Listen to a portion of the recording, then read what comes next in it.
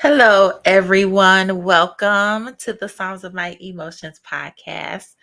Thank you for tuning in. It's been a long time. I'm just preparing and doing some things for a transition that I pray all of you are excited about. I just want to just say that I'm so excited. This will actually be the last time that this will be called the Psalms of My Emotions podcast by itself. I don't know if you all just looked at the announcement for my podcast listeners. I don't know if I talked about it in the last episode, but the Psalms of My Emotions is podcast is transitioning. It's still the same Jesus nuggets that you know and came to love to listen to. But God has given me a creative vision and a direction that He's been telling me to do for a while now. But first, before I get into that, just welcome to my podcast listeners, those that are listening audibly on your favorite podcast hosting. Wherever you listen to the podcast. And for those that are actually watching on YouTube, thank you for tuning in. I think the last time I spoke was about weight. If you guys have not watched it, go back and listen to Watch the Weight. It was powerful, and God gave me, insight on what waiting is, and this being the season of wait for a lot of people. But anyways, I told you guys last time that I'm trying something different. I'm not going live. Really, I mean, I might pop on and do a live, but I'm not primarily, this will not be live because of the direction and turn and transition that I'm going into. So, you guys, the podcast will now be called the Living Room podcast. So it is the Psalms of My Emotions presents the Living Room. And this vision came and this idea, God has always pushed me to, I love, before I get into it and before I get into this subject, I don't mean to get off, but I want to tell you guys what was coming ahead. I love that God does things in increments. This first, everything first started with me doing a blog. I wasn't doing videos but was writing blogs. And then God wanted me to talk about the blogs, right? Get on live and speak about the blogs. Then it was the book, right? Go ahead and read your whole book, read the book. So I always had something in front of me to read. So then eventually he was like, okay, get off the paper and just sit here and talk, right? Sit here and allow me to speak through you. So that's fine. I'm in that season. I mastered that season, not nervous, not afraid to get on here and speak about the works of God, the wisdom of God, anything that He's given me to share with you all. I've done that. So now God is moving me into a season of, okay, it's been you for a while. Now let's get you speaking with other people. Let's get you interviewing other people, right? Interacting with other people, getting their insight, because I do talk to people in person. I talk to people. I have deep conversations with people. And it's the thing with a lot of people need to listen to those conversations, right? So, and then the weird thing is, I've been drawn to my living room, right? I've been drawn to not just sit in my office and record any longer, but just go or do a live, here in I just kept, if you guys notice with the other episodes, those that watch on YouTube, but those of you that listening, of course, you don't see me in my living room, but those that are watching and those that watch on this channel on my Facebook Live, is that I was doing shows in the living room and I didn't understand it. God, why are you drawing me to the living room? And pretty much the purpose of the living room is just not the location, but pretty much just showing others how to live this walk with Christ out. And the subtext of that of the podcast is just, these are for those. I'm interviewing those that don't mind testifying of living out loud, living the kingdom out loud. And because sometimes we don't really talk about the difficulties, the trials, and not only that, how do we factor in Christ in situations where we want to leave him out of sometimes. So it's just real life situations, real life integration of, this Christian walk into our real lives. So I'm so excited about it. I pray that it blesses you guys.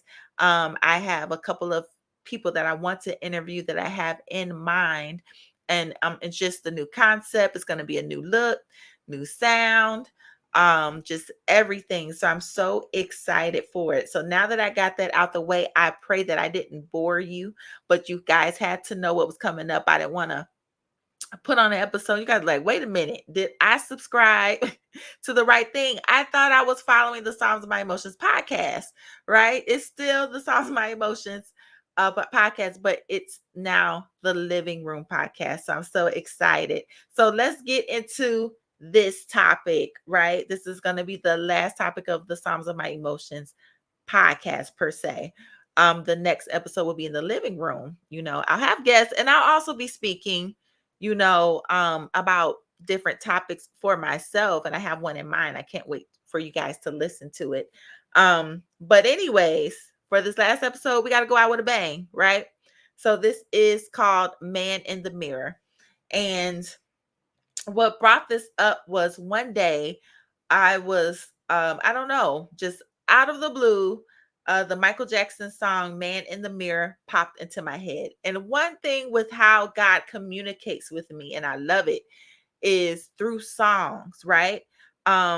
Not the beat or anything, but through lyrics. I'm a word person. You guys know I say that all the time. I am a word girl. So I listen to lyrics very intensely, I guess. And I always seek meaning when it just pops up. That's not nothing I was listening to. I wasn't listening to any Michael Jackson songs. I didn't watch any movies or anything, but the song popped up in my head. So sometimes when God does that, just giving you guys a little tidbit, you have to take notice, right? You have to be sensitive to his spirit. When God does that, he's dropping these wisdom nuggets, these revelatory insights of him, or what he wants you to see, or prophetic, in a way where he knows you're going to inquire. Sometimes God will speak something, and sometimes if we're not so in tune, we'll drop it off and not even ask him what he meant by it or anything. We'll just think, oh, the song popped in my head, I don't know why, and then we move on. Sometimes God speaks in that still voice, right? He'll give you things and see if you're going to catch it. It's like he throws things and he sees if you're going to catch it. So anyways, the Man in the Mirror, I know a lot of you guys probably know what that is. The song, right? I'm going to pull up the lyrics really, really, really quick. I should have did it before. The Man in the Mirror lyrics. And this is what it said, right? It says, I'm going to read these lyrics. Okay, y'all. Okay. I'm going to make a change for once in my life. It's going to feel real good. Going to make a difference. Going to make it right. As I turn up the collar on my favorite winter coat, this wind is blowing my mind. I see the kids in the street with not enough to eat. Who am I to be blind, pretending not to see their needs? A summer's disregard, a broken bottle top, and a one-man soul. They follow each other on the wind, because they got nowhere to go. That's why I want you to know. I'm starting with the man in the mirror. I'm asking him to change his ways. And no message could have been any clearer. If they want to make the world a better place, take a look at yourself and then make a change. I've been a victim of a selfish kind of love. It's time that I realize that there are some with no home, not a nickel to loan. Could it be really me pretending that they're not alone? A willow deeply scarred, somebody's broken heart, and a washed out dream. They follow the pattern of the wind, you see, because they got no place to be. That's why I'm starting with me. So then it repeats the man in the mirror. I'm starting with the man in the mirror. I'm asking him to change his ways. And no message could have been any clearer. If you want to make the world a better place, take a look at yourself and then make a change. So that right there specifically, the chorus part, I'm starting with the man in the mirror, right? And as I was hearing those lyrics in my ear, I'm just thinking God has this clarion call for us all, for his sheep, for those that he have called, appointed, to be in a certain place. He's asking, us like, I'm starting with you. I'm starting with you seeing yourself as you are, right? And it's like God is saying, I'm asking you to change your ways. It's like almost like a rebuke in a way. I'm asking you, right? And the thing is, God asks before he does what he wants. Well, it's by his grace and mercy that he brings stuff to our attention and asks before he does what he wants to do, right? I'm asking, right? God is asking us to change our ways. And it says, and no message could have been any clearer. What clarity that you need when God tells you, I need you to evaluate yourself and I need you to change, right? When is the last time we've looked in a mirror and examined ourselves and saw, in comparison to God, in comparison to how he wants to develop us or whatever way he wants to go, how many of us lately have did some self-reflection, looked at ourselves in the mirror and not saw what we wanted to see, but saw what actually is, right? Good or bad, right? So anyways, that was the lyrics, and this is where all of this is coming from, and that's where the title comes from. And I mean, it struck me and I kept singing it, and it caused me, I've been in a long season of being self-aware and just being really reflective on my actions, on my motives, you know um why am I doing what I'm doing, especially with the podcast, am I doing it truly to uh minister, to God's heart to people? Am I really sharing, for just the pure sake of people coming to Christ? Even though that's what you're doing it for, I just really recommend everyone doing that. Regardless if you think right? You have to constantly evaluate yourself, right?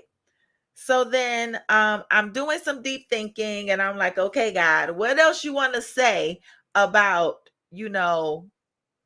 us? It got to be some more, I'm always asking God questions, right? Um, why is it important to have this self-reflection now? You know, if you guys just notice, I mean, you could turn on the news. It's so much going on. There's so much going on in the government. It's so much going on just in your neighborhood, in your communities, your local communities. It's so much going on. And it appears that a lot of people are just worried about themselves, worried about their own come up, right? Worried about where God is taking them and not realizing, as the lyric said, I'm not going to pretend. How can I pretend? I'm walking out, I'm putting on my warm coat, coming out of my warm place, and I see this child, right? Don't have anything to eat, don't have anything to put on. And who am I, right? To act like they don't need anything, that they are, they got somebody or somebody else gonna get it. Who am I? And I believe God is just bringing us into this place of defining our reason, our why, our purpose for being on this earth. And it's definitely not selfish, right? He's calling us to a place where he's having us look at others, because whatever ministry that God has for us, it's never, I always say this, it's never about us. And if we see a need, if we see a void, right? He wants us to be, more than likely, he's called you to be a solution, big or small. Not saying that everything that you see, that's what your purpose for, but sometimes if you keep seeing something, if it keeps being brought to your face, he is causing you to be the solution. And I believe I've shared on here that I'm going through, and I've been going through the process of becoming, or getting into doing doula work, right? Or a birth coach. And it's because I just have such a heart for mothers and babies, and to make sure that they get the resources that they need, to make sure that they have resources, anything that they need, to make sure they have the best chance of survival, best chance, best start, right? Everything that is great, or everything, it's always good to have a good start, right? And a lot of what's going on, just even with me thinking about my childhood and whatever, and it's things that I've seen my mom go through, that what if support was there? What if someone was there to really assist or to point in right directions, so that you can get the best out of whatever situation you're in, but to make sure that even that child has a good start, right? Make sure that they have a awesome start, right? Because what God is doing, even in the children, right? The children are so on the mind of God, that whoever's coming out of these wombs, listen here, these are these world changers, these deliverers, right? And they need to be protected at all costs. So, anyways, I'm just saying all of this to say this has been a problem with like infant mortality that has constantly been in my face. So, who am I to be like, well, I'm just going to do what I want to do. I'm just going to, no, I don't have time for that because I have to do this, right?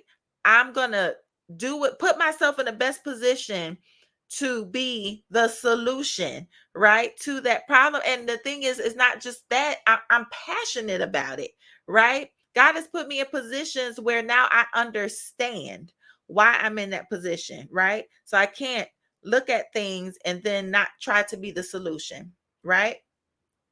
So, anyways, like I said, God has us in that self-reflective space because we need to know that we are a solution.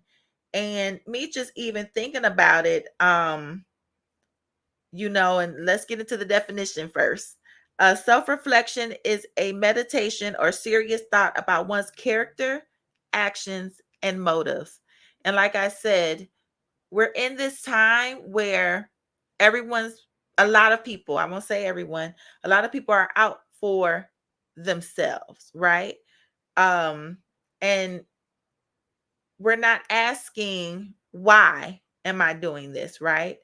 um what is the whole, what am I helping, what am I becoming a solution for? And it says, in the Bible, that in the last days men will be lover of themselves, right?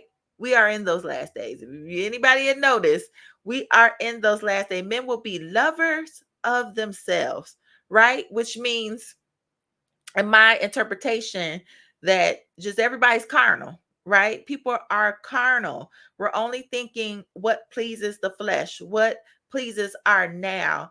And in order to know what you're supposed to do, it needs some self-reflection, and self-reflection definitely aids and helps in what I want to say, it helps to be purified, right? When you know who you are, or you kind of pick out some things in yourself, it's easy to go to God to help fix that, right? To correct it, to regulate it, right? It helps when you have those self-reflective moments. You guys know I call them mirror moments, right? When was your mirror moment? When was your last mirror moment? because sometimes we can miss some things in ourselves. We can miss some motives. We can miss some things because as life goes on and as we mix and mingle with different people, as we open our ears and eyes to different things and information, um, some things get lost in the sauce, right?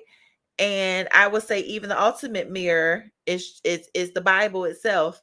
It's your relationship with God. That is the mirror, right? I think I kind of jumped ahead of myself, but that's the mirror. The mirror is kind of saying what's in your heart. Come into confrontation of what is in your heart. And so I just kind of want to go through a couple scriptures. Um, what is this? Proverbs 27 and 19. In the NIV, it says, as water reflects the face, so one's life reflects the heart. So you got to reevaluate your life, right? Take a Put your life in front of a mirror.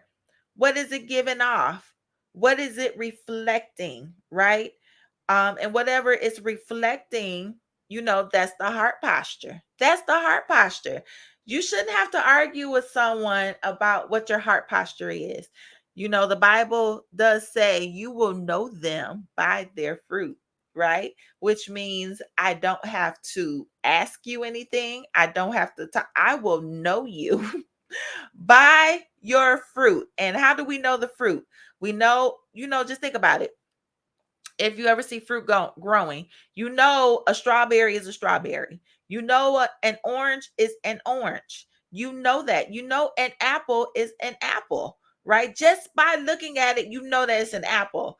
And some fruits is deceiving. You don't know what it is. But anyway, but most things, it by looking at it, right? So if people see, like the Michael Jackson song, let's say, for example, he did ignore the child on the street that was hungry. Someone on the outside looking at that will say, oh my goodness, they are not a good person. They don't even care about that boy or that little child being hungry. I'm watching them pass them by knowing that they're hungry and not lending a hand or asking if they're all right, right? So you have to understand and then even evaluate those moments. And sometimes, we're all human. We'll have those moments where we maybe feel like we don't have time to stop to help. We may not have cash on hand or, some resources or, we all have those moments. So I'm not saying that everyone has to be perfect and cognizant, but when you think about it, if you really admit it, when you look back on your day at the end of, the night you go to sleep, you're thinking about that moment that you missed it. I do. If there's times where I may come across that or do that, I'll be like, man, why didn't I do this? Why didn't I do that? Lord, forgive me. Make me more sensitive, right? To what you would have me and want me to do, right? So, what else I have on here is what is this? Second Corinthians 13, 5 and 7. Let me go to that real quick. I should have had these all pulled up, you guys, but it's cool. So this one says NIV. I think this is the one that I wanted to read. Let's see. Do you not realize that Christ Jesus is in you? Unless, of course, you fail the test. And I trust that you will discover that we have not failed the test. So, and this is another one. Examine and test and evaluate your own self to see whether you are holding to your faith and showing the proper fruits of it. I love that one because I was just talking about the fruits, right?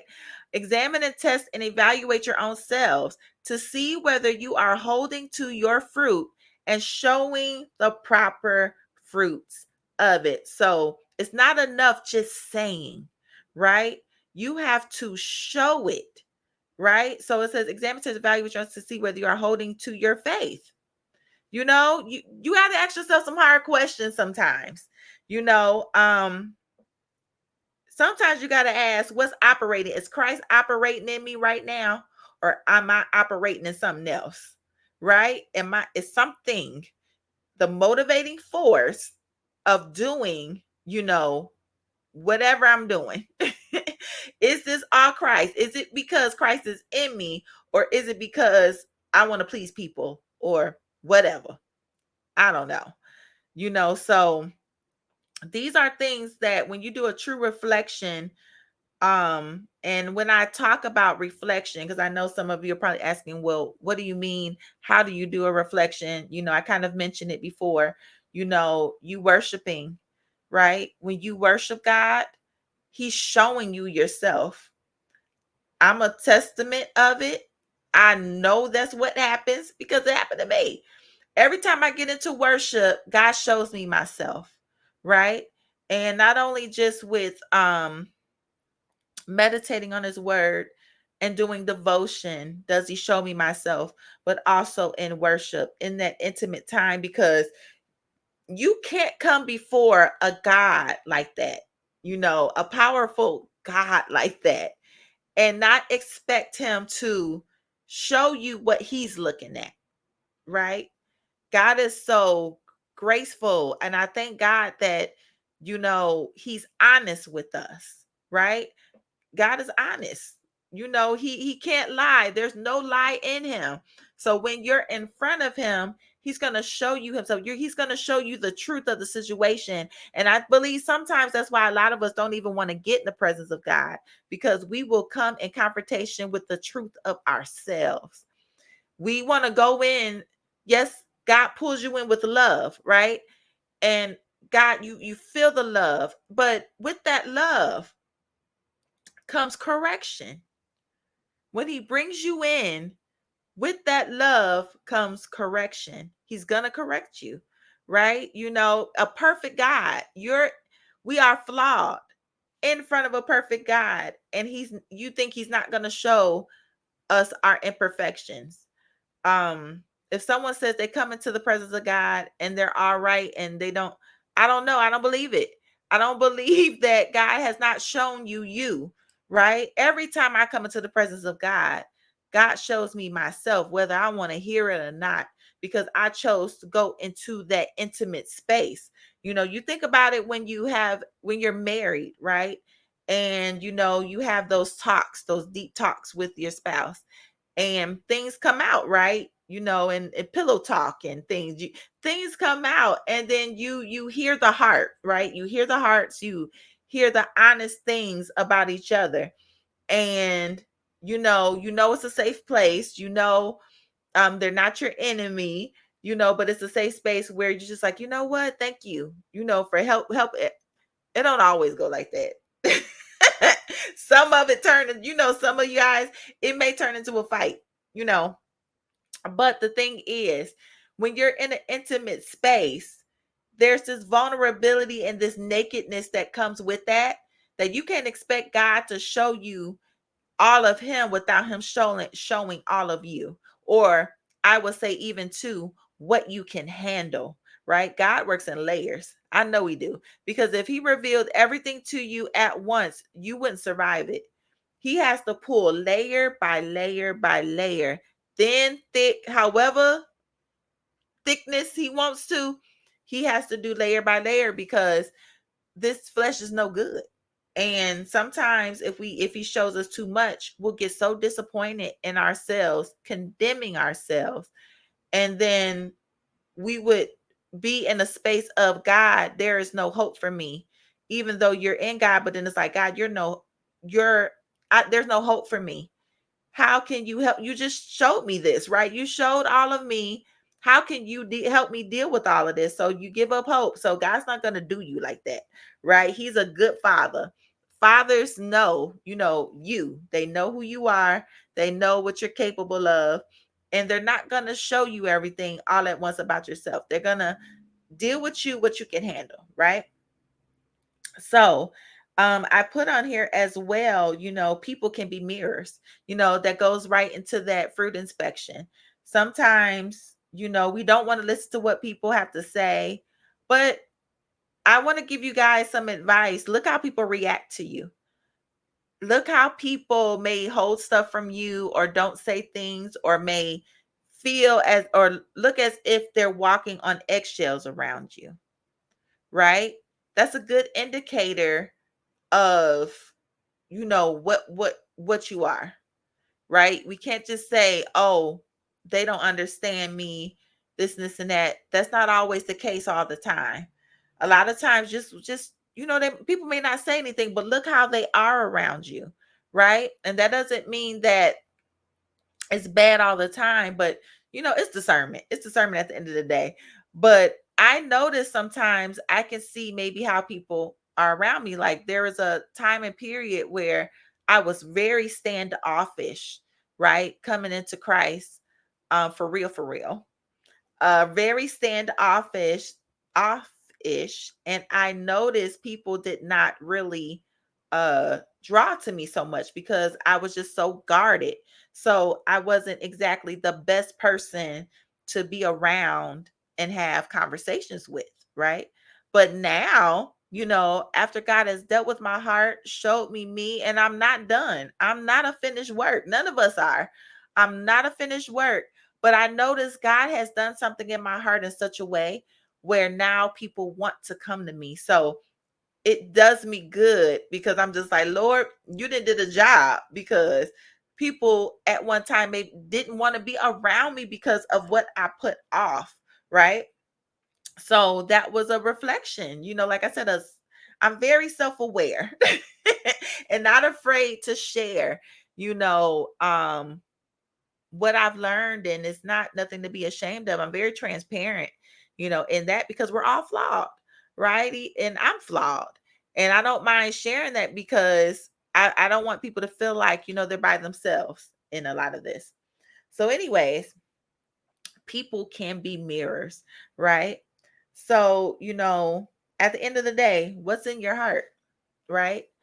The whole purpose of this mirror is to show what is in your heart. What's in your heart? God just wants you to see if you're even interested in knowing what is in your heart, right? What's in your heart? What's in your heart?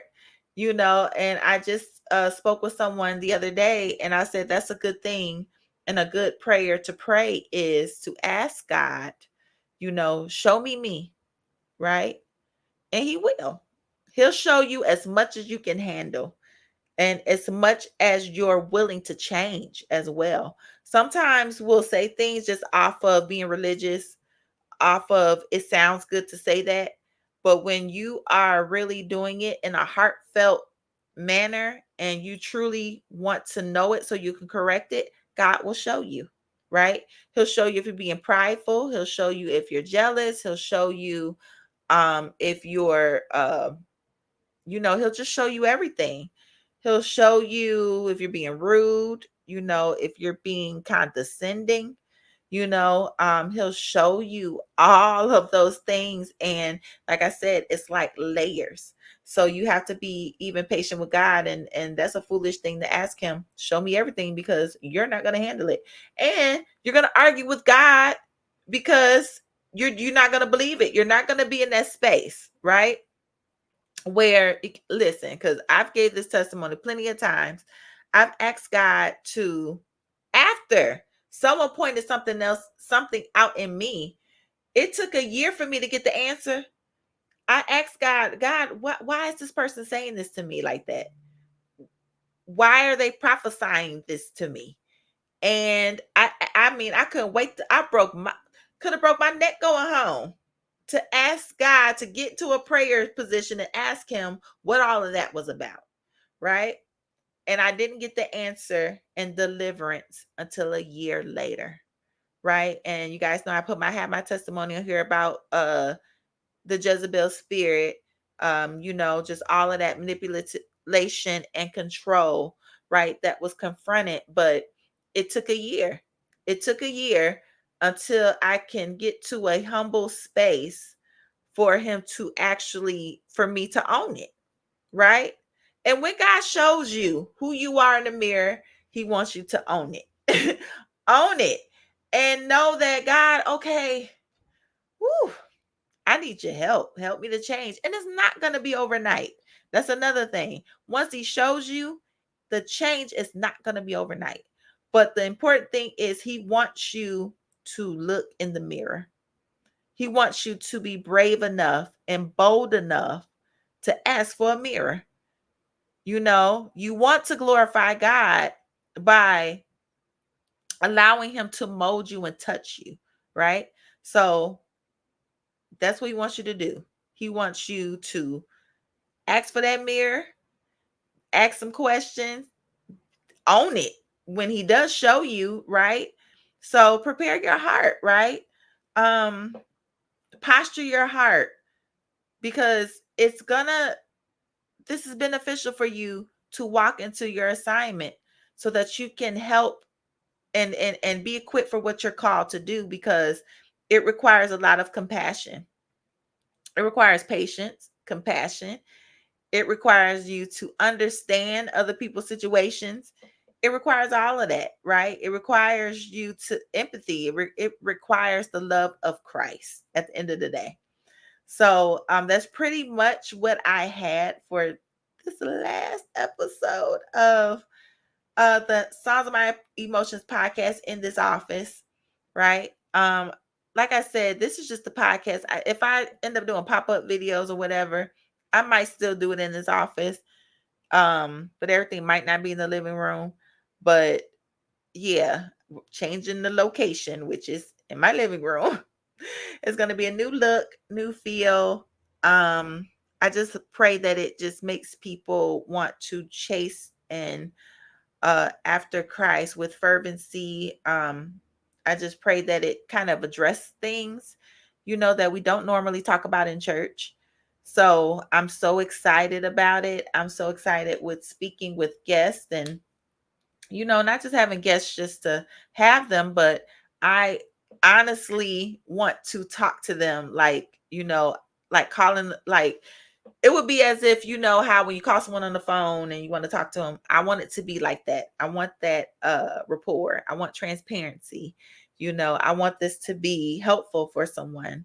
We got so much junk out there, or so many things that push other things other than the kingdom agenda, right? And we need more of that, to be the light. We need more lights out there. All right. So I thank you guys for tuning in. And you guys know I cannot and never, ever will end this podcast without offering Christ to someone. And so this comes from Romans 10:9. It states that if you confess with your mouth Jesus is Lord and believe in your heart that God raised him from the dead, you will be saved. For it is with your heart that you believe and are justified, and it is with your mouth that you confess and are saved. It is just that simple. If you're wondering about who is this Jesus that I'm talking about, and you feeling something within the inside, like I've tried, my thing is how I came into Christ was I was just tired of my life. I tried it my way and it just wasn't working. And I was hungry, thirsty. I wanted him so bad. I wanted something different, because my life was, with my hands on my life, it just turned to a wreck. So, the wonderful thing about this is that you don't have to do that uh confession and say those words in Romans 10:9 in a church, right? You can say that because God is everywhere. You don't have to wait till Sunday morning. Tomorrow is a not promise. You can say this right now as you're watching me, and watch God, take you into your arms and love on you and show you, and things that you will discover on your walk. But as you say that confession, it doesn't end there, right? You need more knowledge. You need more guidance, right? So that's where your local church comes in. So you pray about that, and you go to a local church that teaches the Bible, that preaches the Bible, and that helps you get and obtain the Holy Spirit, because you need that. You need that. You need that. You need that to be filled with the Holy Spirit and baptismal, right? You need all of that. Because it will help you be equipped for what God has called you. And as you're serving and everything in the local church, things will become clearer to you in what He has called you to do. So I thank you guys for tuning in. Next time, you will see me in a different location, which is in my house still. But I pray that this blessed you. Share it with someone, subscribe to this channel, and I will see you guys later. Bye bye.